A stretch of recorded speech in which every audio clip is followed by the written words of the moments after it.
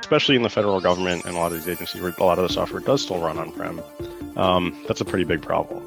And Log4j was a great example of that, where anybody running anything with Java, had to go around and manually email their vendors to figure out if Log4j was in there and what version, and if they were affected, and then what to do about it.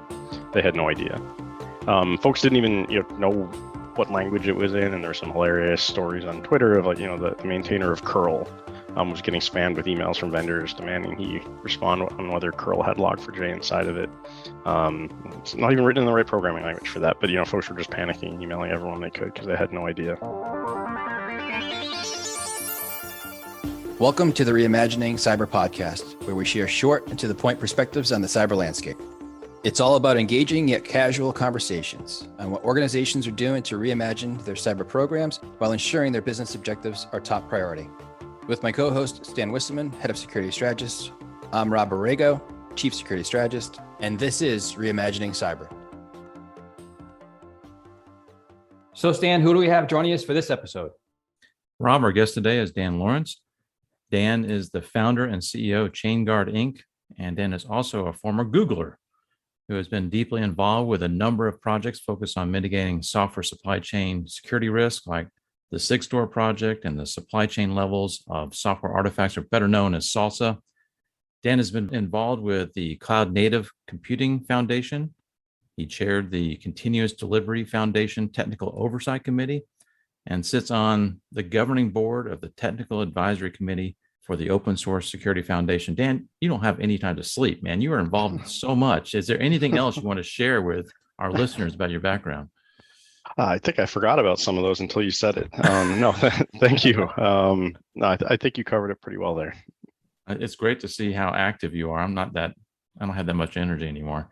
As you or everybody is well aware, we've had a number of high profile incidents associated with supply chain of software. And it's certainly heightened that awareness of the need to protect against threats targeting the intentional injection of malicious code into software dependencies. And I'd like to start with asking you about your work on the SLSA framework. And my understanding, and granted, I have not had a deep level of involvement with SLSA, but it's an end-to-end framework trying to help developers ensure that the integrity of their artifacts around software, from source code to the build process and other mechanisms in the development of software, have integrity. How did SLSA get started at Google? And why do you think this approach of mitigating intentional threats to the software supply chain can work? Sure. So the SLSA project, or supply chain levels or software artifacts is what that stands for, was started at Google with some of my colleagues. It's not brand new. None of the ideas in there are really new. It's just kind of set up in this incremental way that we put some time into thinking about and then published. But it's really, if you read it, there's a bunch of levels and a bunch of requirements and a bunch of kind of random seeming things that all tie together. But it really ties back to one core principle, and then thinking through how you apply that principle to modern software development. And that principle is basically two-party review or multi-party review for anything that can affect, the end result, the end piece of software, the end binary, the end deliverable, the end container, anything like that. And you can write that one principle down, but then when you start thinking about it, that applies to the source code coming in at first. And cool, most people do source code review today. It also applies to the tools used, right? If you compromise a compiler, or one person gets to choose the compiler that gets used, doesn't matter how many folks reviewed the code, that compiler is the one in charge of producing the executable. So then you apply that to the compiler, and you have to kind of declare your build environment, and you have to have multiple people review that too, and then you have to operate it in a secure manner, so one person can't just bypass all those controls. And that one principle extrapolated to package managers and CI systems and everything is kind of how you end up at all the requirements in the SLSA framework. You think it makes an impact? I mean, as far as actually implementing that kind of approach?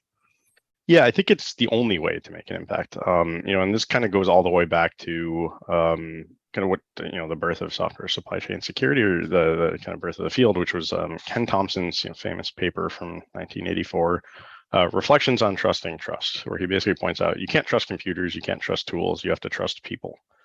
And people are hard to trust, especially in open source. And you can never trust anybody completely. And so the next best thing is make sure that you're having multiple people check each other's work. And you see a huge difference from unilateral access, one person being able to do anything on their own, to two-party review, right? That's the biggest jump you can make. You can go farther, right? You can stretch it to 3, you could stretch it to 4 people, but you start to get incremental benefits past that. The likelihood of compromising one account through phishing or something like that is way higher than 2 accounts or something like that happen to be cooperating on a team or next to each other. So it's really about, nothing is perfect. The only real way to do this is by increasing that number of people that have to be compromised or hacked or something from 1 to 2 to 3 to something like that, and then applying that recursively. So Dan, we continue to see the attacks on the software artifacts, right, impacting supply chains. We've been kind of touching upon that a little bit. But outside of the main headlines, kind of the SolarWinds that everyone continuously looks back at, what are some of the other examples that you see out there? It's been prevalent. Yeah, those are kind of SolarWinds was kind of the big kickoff, right? I've been worrying about this space for a while, back to like 2016 or 2017, and for those first couple of years, nobody really cared. Nobody was really too worried about it. We saw, if we're focusing on just integrity, kind of SolarWinds is where it really did start to jump off. But software supply chain security in general is a couple different problems rolled into one, right? There's that integrity one of folks getting access to build machines, compromising artifacts, that kind of thing. There's a separate one though, which is the quality problem.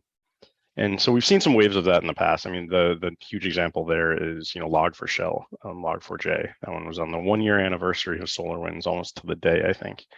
And those two together get lumped together into the supply chain security category, but they're very, very different, right? One, you can't even call Log4j an attack or Log4Shell an attack. It was just a bug that was unintentional, sitting around for a decade. And then folks tried to attack it when they found out about it. But very different than the SolarWinds style APT, nation state targets a company, actually does attack them and inserts some malware. Those are the big two, at least in the past couple of years.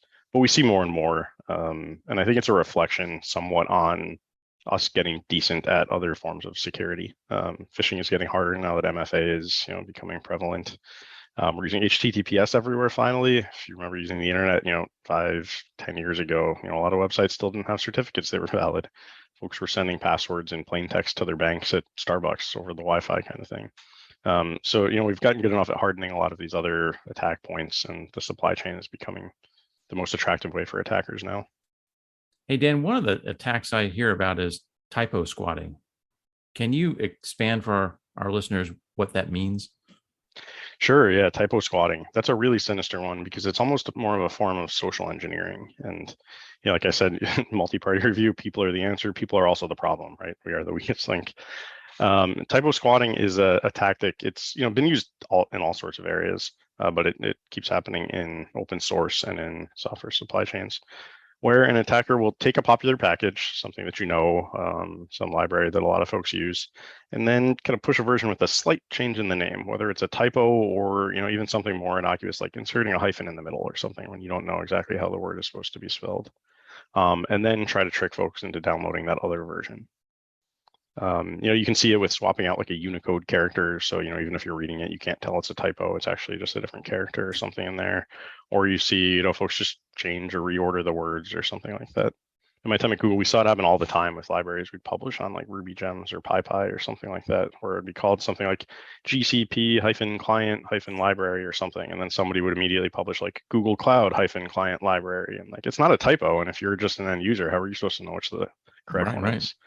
It's really just kind of an attack on naming being hard and imprecise, and more social engineering to trick folks into installing something like that.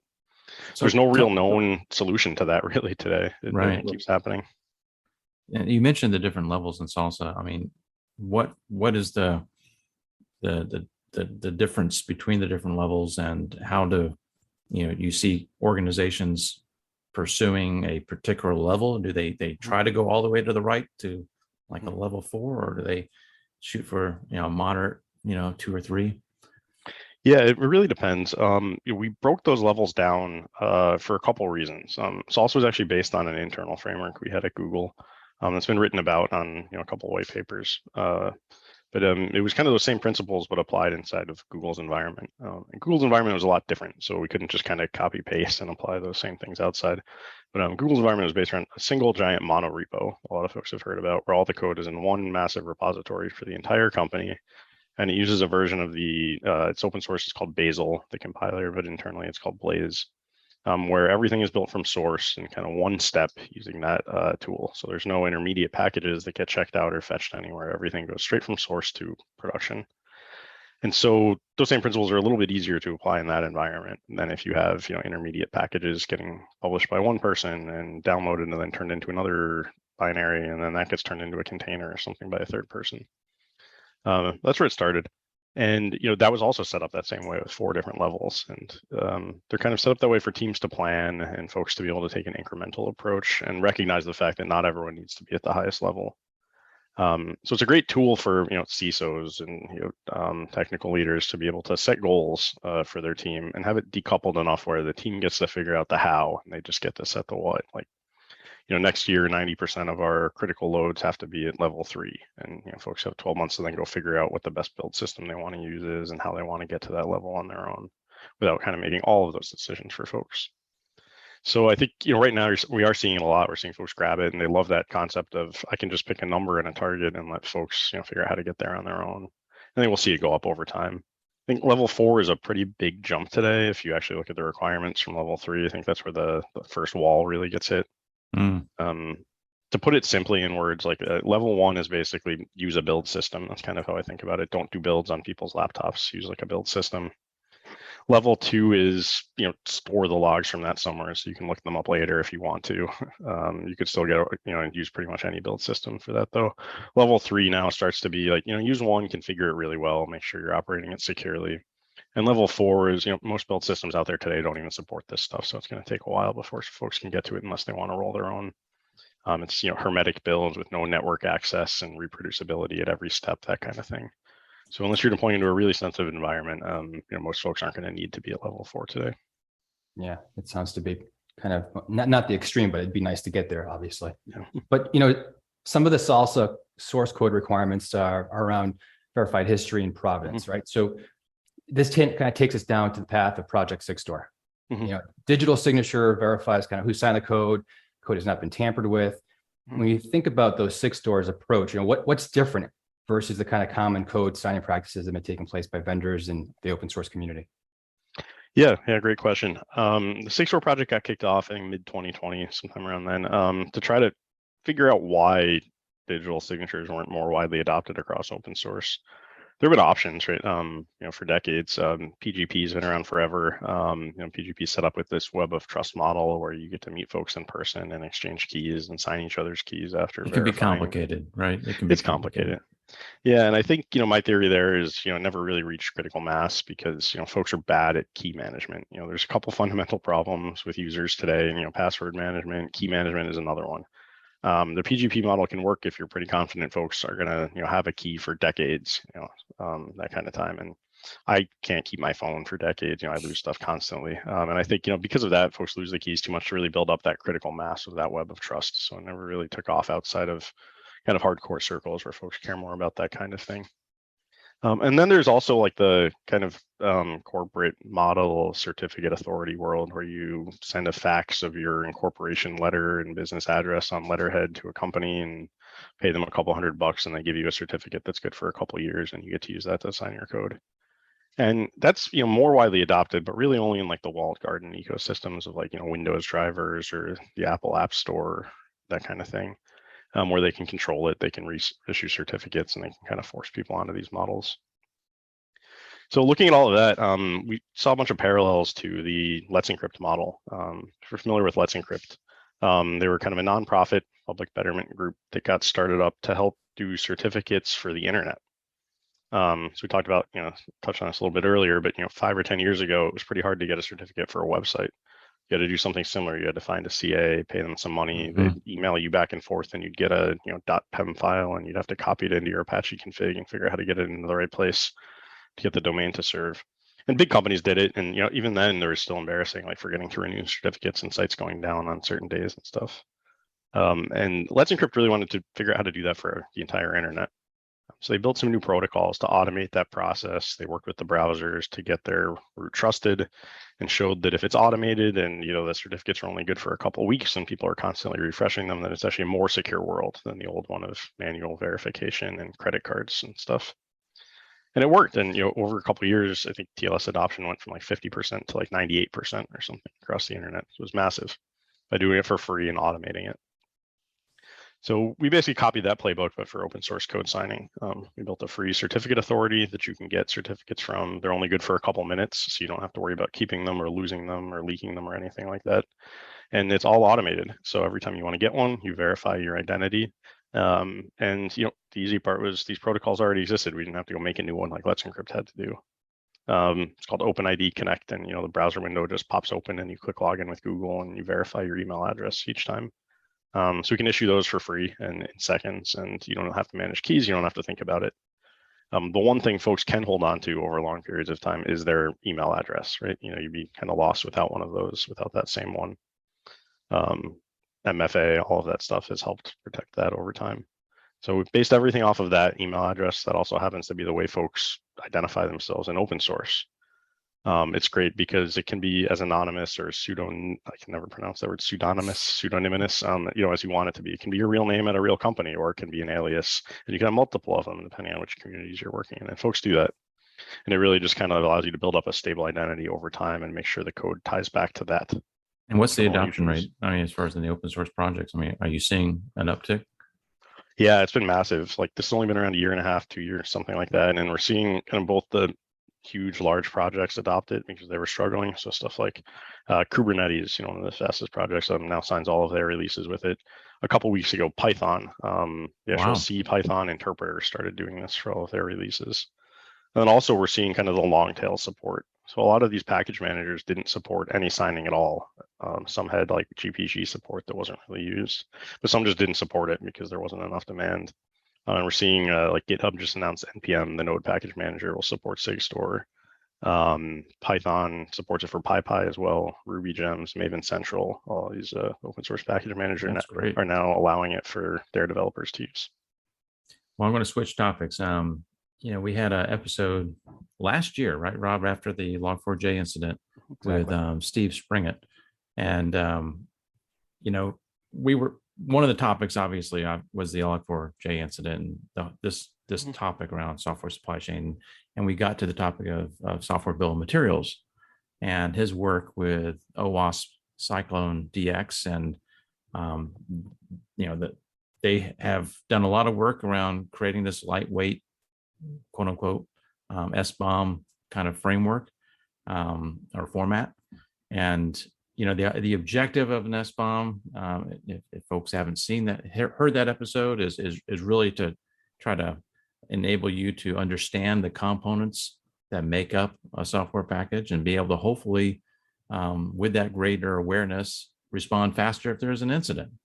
First off, understand your risk inherent to the components that might have vulnerabilities within them. But also if there is some kind of incident like Log4j, you can respond faster. But Steve made an observation that, look, SBOMs alone, that really is inadequate. Do you agree with him on that? And if so, what else do you think needs to be done?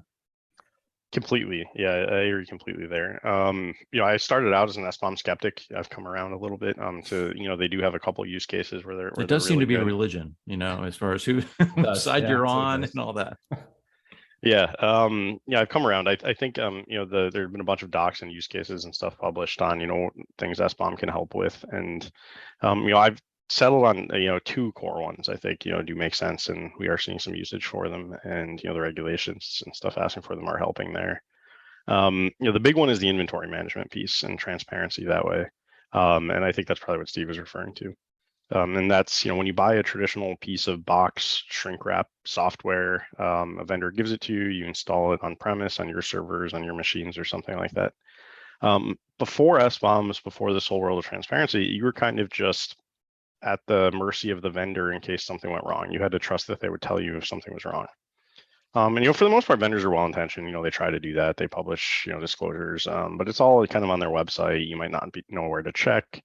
They might do notifications, but it's sort of like buying a physical product. Like unless you fill out all those little registration cards and keep your contact information up to date, they might not get the email to you because you never told them your email, or they forgot about it, or something like that. They don't know that you're still running a 7-year-old version, kind of thing. And so, especially in the federal government and a lot of these agencies where a lot of the software does still run on-prem, that's a pretty big problem. And Log4j was a great example of that, where anybody running anything with Java, had to go around and manually email their vendors to figure out if Log4j was in there and what version, and if they were affected, and then what to do about it. They had no idea. Folks didn't even know what language it was in, and there's some hilarious stories on Twitter of the maintainer of curl was getting spammed with emails from vendors demanding he respond on whether curl had log4j inside of it. It's not even written in the right programming language for that, but folks were just panicking and emailing everyone they could because they had no idea. So I think in that scenario, SBOM is pretty valuable.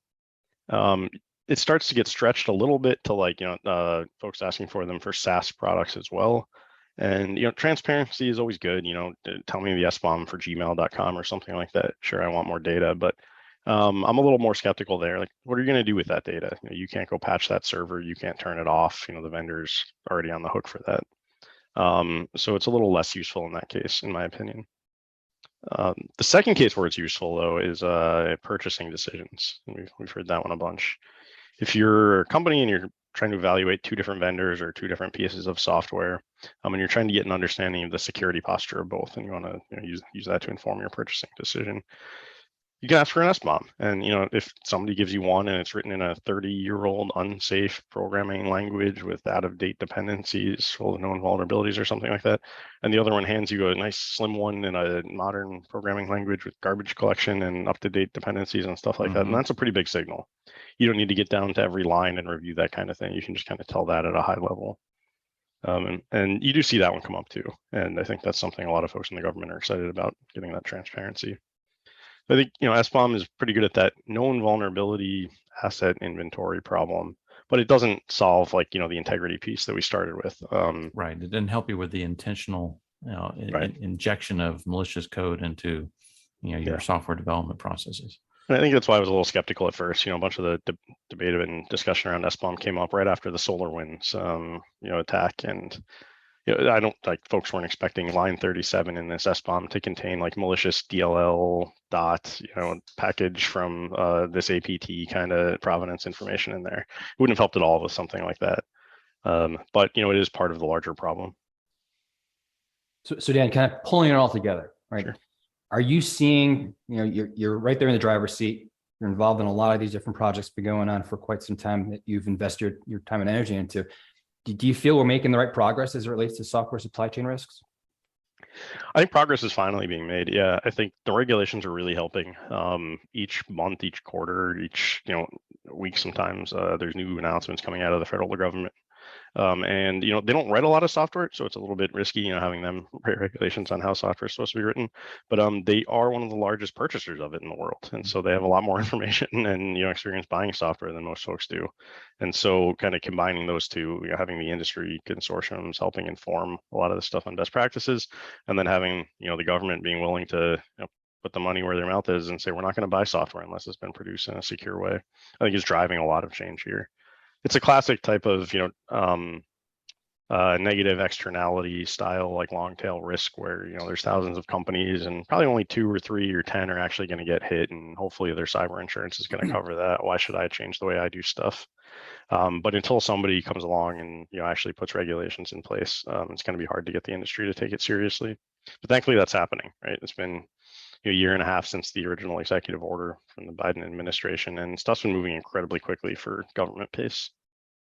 Dan, thank you for coming on. We really appreciate the insights that you shared. I think one of the main things we can take away from what's kind of been almost a catalyst, it's unfortunate, but it's reality, is what happened with SolarWinds, turning back the clock, right? Then here comes, as you just mentioned, the executive order, makes things happen, the government gets involved, and they are actually helping progress this forward. And your insights also at the end that you truly, again, being in the driver's seat, see the actual differences and steps being taken in the right direction. So thank you very much for coming on and sharing your insights. We really appreciate that. Thanks for having me on. Hey, thanks, Dan. Thanks for listening to the Reimagining Cyber podcast. We hope you enjoyed this episode. If you would like to have us cover a specific topic of interest, feel free to reach out to us, and you can find out how in the show notes. And don't forget to subscribe. This podcast was brought to you by CyberRes, a micro-focused line of business, where our mission is to deliver cyber resilience by engaging people, process, and technology to protect, detect, and evolve.